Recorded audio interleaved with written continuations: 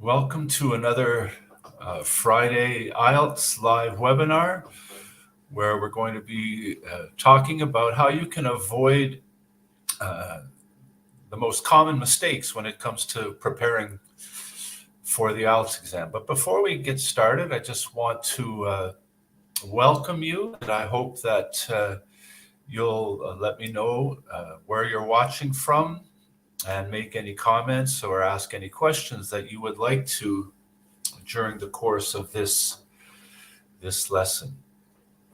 If you are watching on YouTube, I would encourage you to subscribe to this channel and check out some of the other videos and lessons that are available. There's over 150 different lessons to do with everything that you can imagine when it comes to IELTS, and we'll probably answer any question you have or any concern when it comes to your IELTS preparation. If you're watching on Facebook, I want to welcome you as well. So don't hesitate to ask your questions or let me know where you're watching from as we go through this lesson today. If you're watching on the replay, you can still add your comments and questions, and I'll be sure to respond. So let's get started.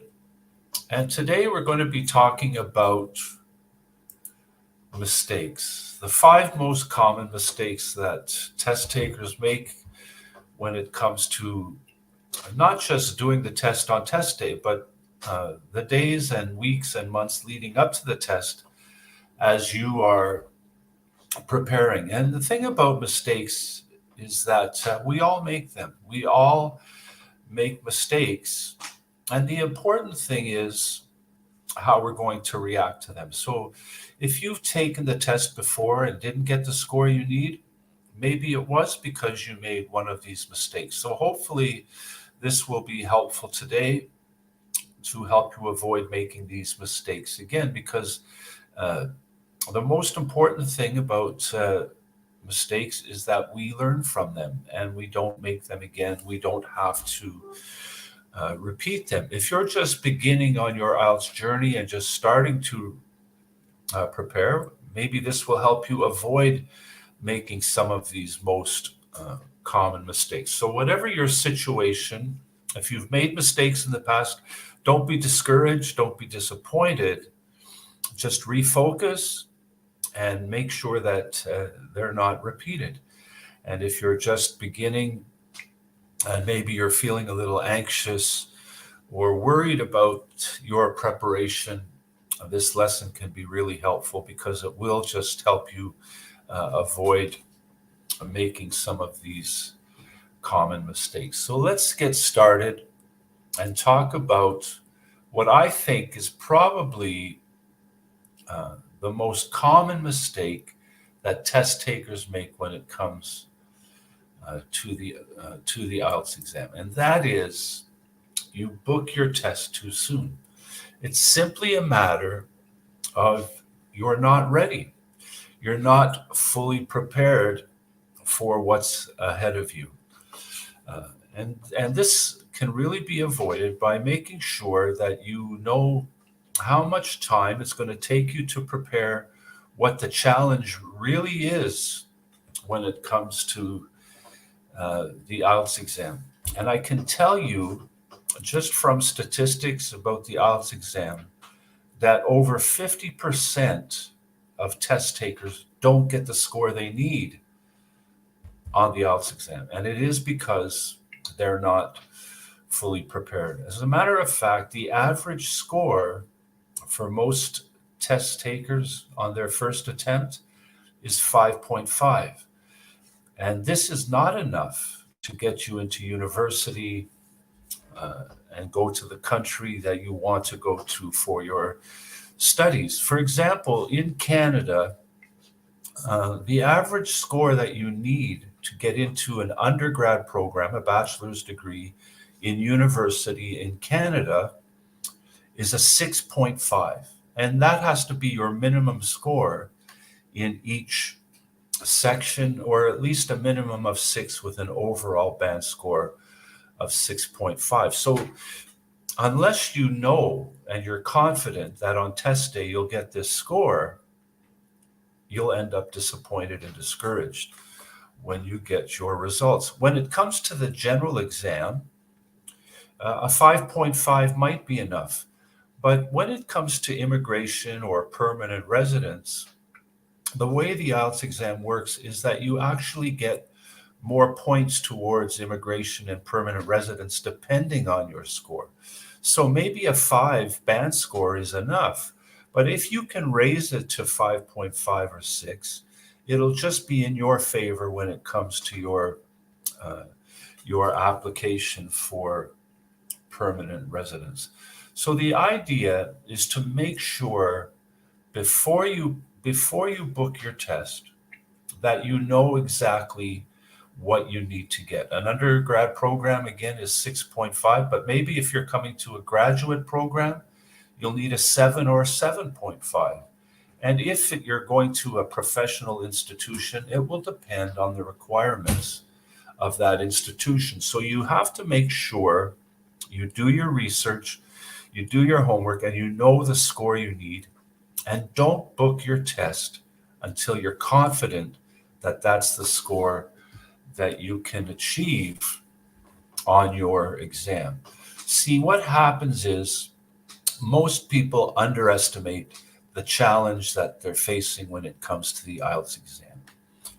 Now, the IELTS exam is not easy, and it's not just something that you can expect to score well on because you think your English is good enough, and we're going to talk about that in a minute. But really become well informed and understand the challenge that you're facing and what you need to do to get the score you need. Don't underestimate this. It is a challenge, but you're up to the challenge if you're fully prepared. One of the ways that I can help you with your preparation is just to simply subscribe to my YouTube channel. On my YouTube channel, you'll find over 150 videos, every question type, every section of the IELTS exam, even things to do with your mindset and making sure that you are feeling confident on test days. So don't hesitate to subscribe and discover everything that you need to know about the challenge that you're facing in the IELTS exam. Don't underestimate what's ahead of you. And on the other hand, sometimes we overestimate our abilities. We think that our English is good enough. We think that we can handle the different question types and sections that we're going to face on the IELTS exam without even really knowing what they are. So don't assume anything. Don't overestimate your ability, and don't underestimate the challenge that's ahead of you. So let me just give you a couple of tips to make sure that you avoid making this mistake. First of all, become well informed. Make sure you know everything there is to know about the IELTS exam. Make sure that you know every different type of question that you're going to face in the reading sections and the listening sections, and become totally familiar and have no doubts in your mind as to what's required, the strategy and the techniques for answering that type of question. And that secondly, understand what it's going to take to prepare. Now, if you are just beginning on your IELTS exam, or maybe you've done the exam before and you want to kind of refocus and reset and start your preparation over again, I would really encourage you to get something that I've created, and it's called the IELTS Preparation Checklist. And this includes everything you need to know right at the beginning of your preparation. It will give you information about the IELTS exam. It will point you to the best resources for the IELTS exam and give you everything you need to know to get started. And it's free. All you have to do is look for the link in the comments, and you'll be able to download this free IELTS preparation checklist. And I really encourage you to do that just so that you know before you take any further steps, before you even get started, know exactly what lies ahead of you and the best steps you can take to have the best resources for your complete preparation for the IELTS exam. So don't book your test before you're ready.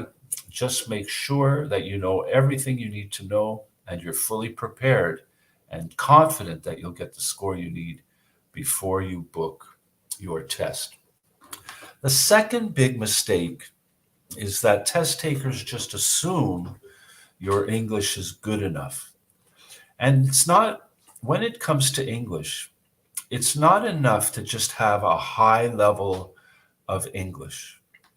What's most important is that you're able to use the English that you do know effectively for the IELTS exam.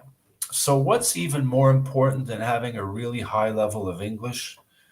It's making sure that the English you do know is useful. You want to be able to use your English and you want to be able to use it appropriately. Let me tell you what I mean when it comes to the IELTS exam. A lot of test takers are tempted to spend hours memorizing academic word lists, learning fancy words, learning special words for the IELTS exam.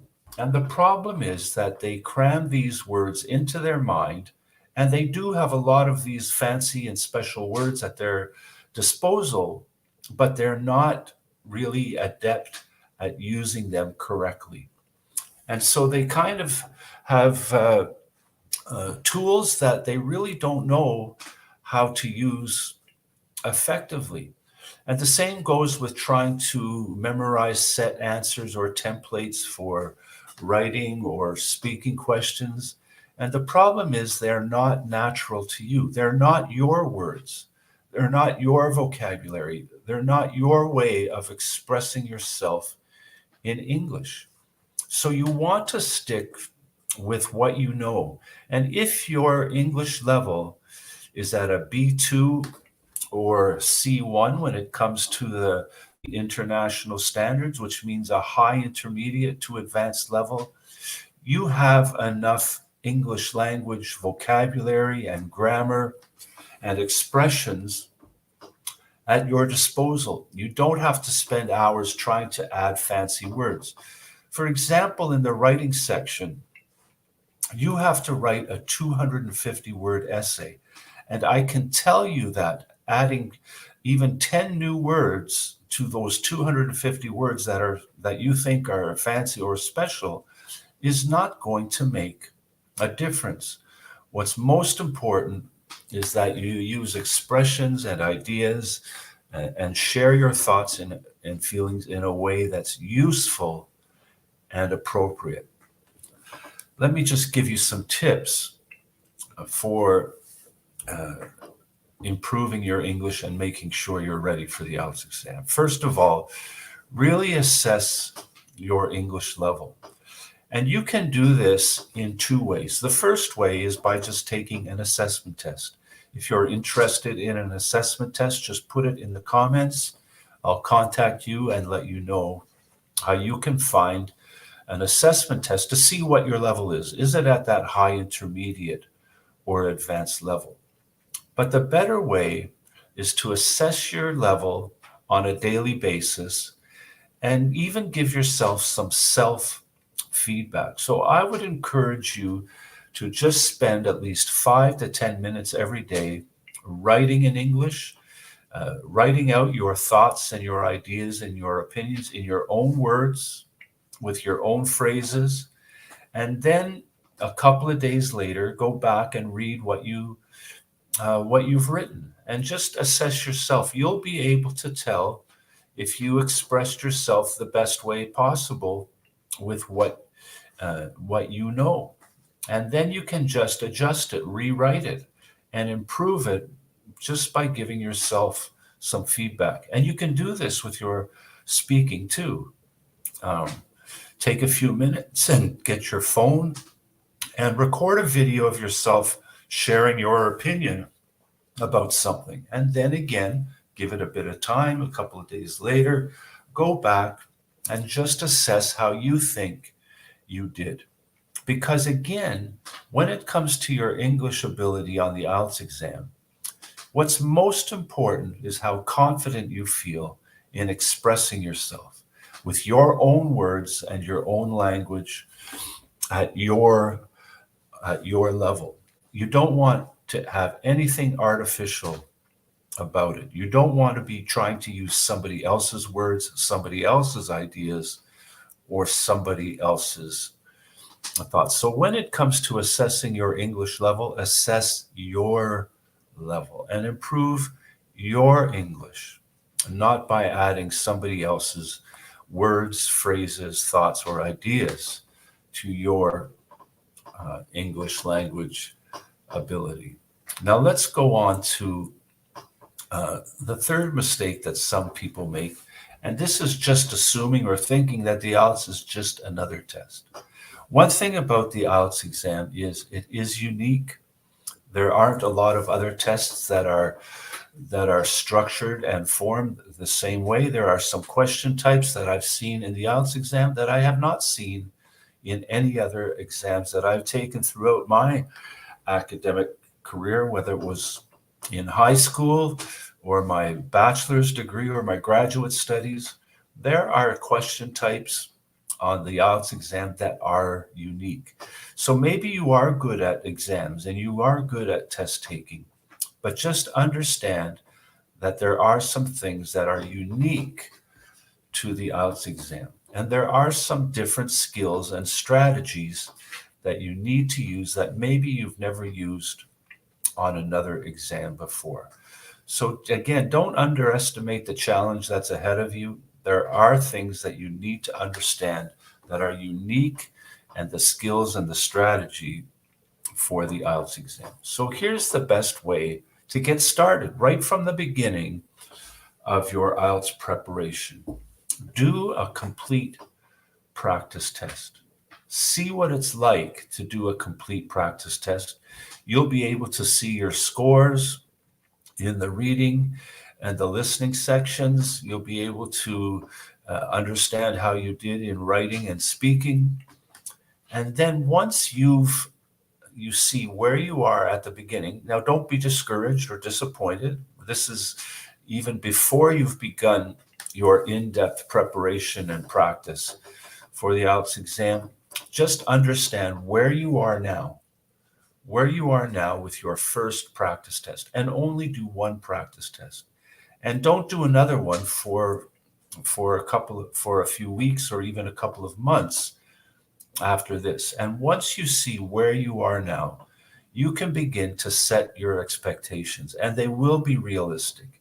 And it will give you a better idea of what's involved for your preparation, the types of questions that you'll have to learn more about, the kinds of questions that you struggled with more than others. And on the good side, you'll discover there are some question types that you're already quite adept at answering effectively. But start off by just doing a practice test and then see where you need to go from there.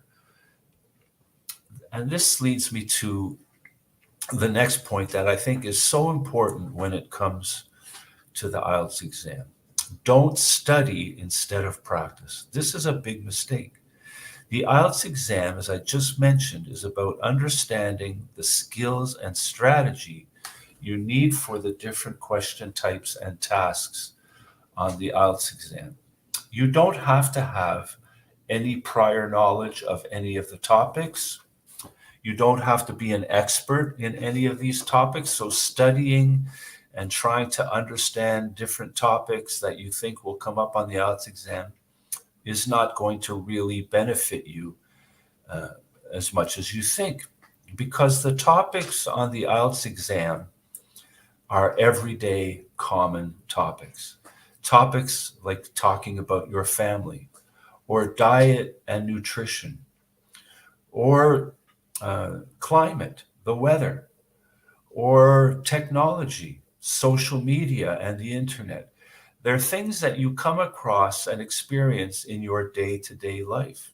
And all you have to do is to be able to share your thoughts and ideas and opinions about these things when it comes to writing and speaking. And when it comes to reading and listening, it's about identifying the key information that you need to specifically answer questions. And this comes with practice, not studying to gain knowledge. And especially, as I've already mentioned, studying academic word lists or memorizing essay templates. This is not going to help you score well in the IELTS exam. So you don't need any special knowledge of any topic ahead of time. And again, you don't need any fancy vocabulary or words or phrases that are going to be automatic score boosters, if you want to think of it that way. Just understand that getting the score you need on the IELTS exam comes with practice, practice, practice. If you want to learn how to play the piano effectively, you don't study a book about pianos. You sit down at the piano and you practice. If you want to be a good soccer player, again, you don't go on the internet and search for information about soccer. You just go out and start kicking the ball around until you become very good at it. This is how you approach the IELTS exam. It's about practice instead of studies. So when it comes to practice, the IELTS exam is a timed exam. Everything has to do with time. In the listening section, it's a 30-minute test, and you are limited to answering while the recording is playing. In the reading section, you have 60 minutes to answer 40 questions from 3 different texts. It's time management that's so important. In writing, you have to write 2 essays, one for 150 words and one for 250 words. And you have to be able to do this in 60 minutes. In the speaking section is only 15 minutes long, but right in the middle of that, you have to give a 2-minute talk. And the key to this is, first of all, as you begin your practice, first of all, don't worry about time. Focus on increasing your skill. Learn the strategies for each question type and learn everything you need to know about the writing tasks and how to give a 2-minute talk in speaking, and be able to do this very confidently and competently without worrying about time. So if it takes you 2 hours to do a reading test instead of 1 hour, at the beginning, what's most important is that you can get as many answers correct as you need to get. And once you can get the score you need, regardless of the time, then you begin, once you have the score you need and you understand how to do each question type and how to accomplish each task, then you begin to decrease your time. So if you did a reading section in 2 hours and got the score you need, now begin to see what you can accomplish in 90 minutes. And when you can get the score you need in 90 minutes, then reduce it to an hour and 15 minutes. When you can get the score you need in that amount of time, then begin practicing in the time that you're allowed on test day. See how many you can get in 1 hour. And when your practice has gotten to the point where you can get the score you need in the time frame that you're allowed for test day, and you feel totally confident and comfortable, then it's time to book your test. And then we'll go to the final tip that I want to share with you today. And the biggest mistake that IELTS test takers can make is not to get the help when you need it. And I want to be very clear about what it means to get the help when you need it. And the first thing is to don't get the help you need before you need it. There is a lot that you can accomplish by studying at home and studying independently. There are a lot of great resources available that you don't have to pay for and that are uh, very good at helping you prepare on your own. But then, once you've reached the limit of what you can do on your own, that is the time to go and look for expert help. So, what you can do is you can spend as much time and get and practice and do this on your own using resources like, uh, for example, I've already mentioned my YouTube channel. I can guarantee you, you can find anything you need to know about any question type and any task that you have to accomplish. There's over 150 lessons and videos, how to have the right mindset, how to plan your preparation, how to practice, everything you need to know. But once you've exhausted everything that you can do on your own, and what you'll come to the point where you've just discovered some weaknesses that you just can't seem to get past by yourself. So maybe you are consistently getting a high score, but not quite high enough. And there just seems to be some weaknesses that no matter how many resources you look at, no matter how many YouTube channels you watch, you finally decide that you do need some expert help. This is when you get that advice. Do as much as you can. Get as high a score as possible in your practice and in your preparation until you've just reached that point where there's just a couple of things, a few things that you really need help with. You need some expert advice. You know, it's not cheap to get an IELTS tutor. IELTS tutors and teachers cost money. IELTS courses cost money, but that's the way everything is in life. You do have to pay for the IELTS exam.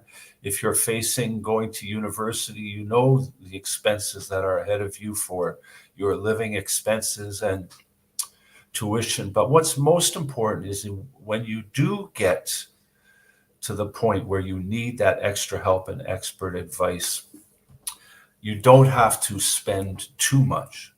You only need to you only require the advice and the lessons that are absolutely necessary for just taking you over that next level. So I would even encourage you, even though I'm an IELTS teacher and this is how I make my living, I would encourage you to do as much as you can so that when you do ask for that expert advice, you know exactly what you're asking for. You know exactly what you need.